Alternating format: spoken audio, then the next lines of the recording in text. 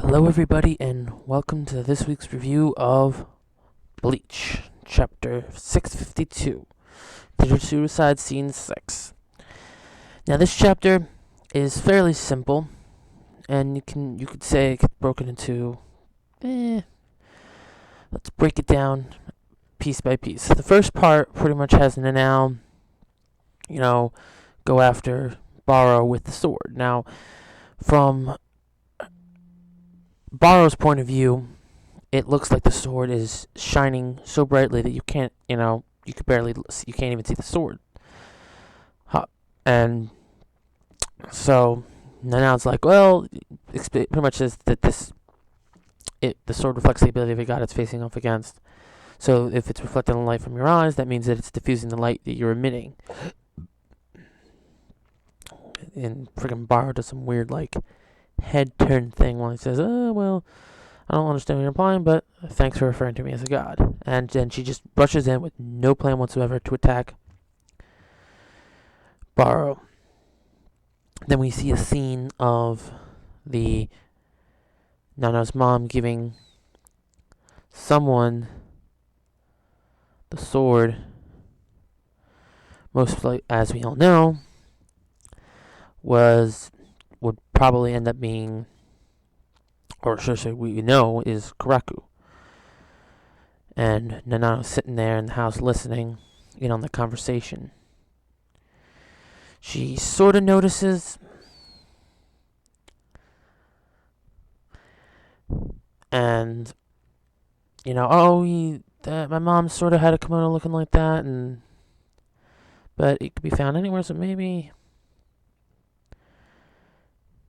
But then she's like, oh, the hairpin he had was exactly like his mother's. And then you see how in this flashback that she ends up accidentally, or not accidentally, but conveniently ends up in the 8th Division of the Gotei 13.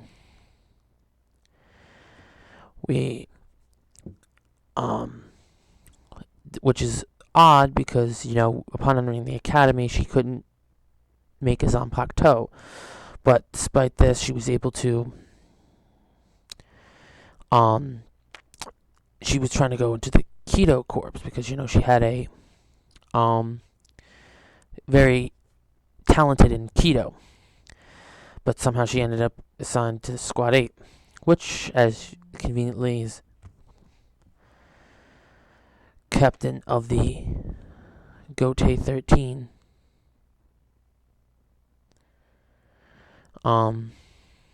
Conveniently, he's the one that is doing, the captain of that division, which I guess means that that's why she was able to get,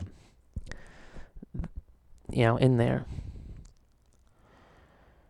So, and then it wasn't until she saw him again when he changed the kimono and got rid of the hairpin that she knew it was him for certain. The one that the mother entrusted the sword to.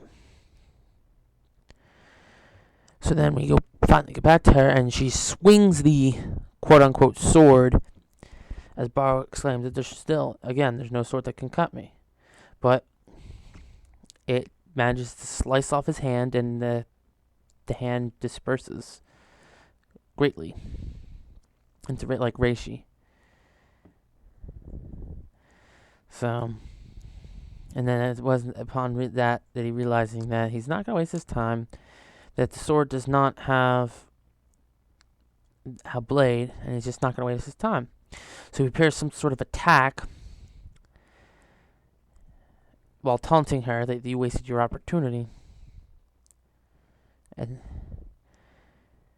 then we see a flash Karaku step out of the shadows while we do another quick flashback, execution.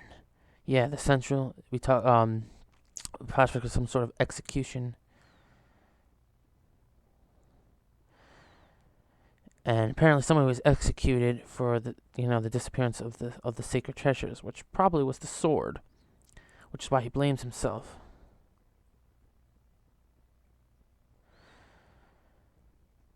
And so mentioning how that all those who around me who he's basically Karaku's stating that every time someone entrusts them their most precious belonging to me, they pass away. And he basically comes out of the shadows and, you know, states that, forgive me for taking charge of this sword once again, and please allow me to protect. And basically saying he's going to protect. He's helping to grab the sword, and now I guess together they're going to fight off Baro.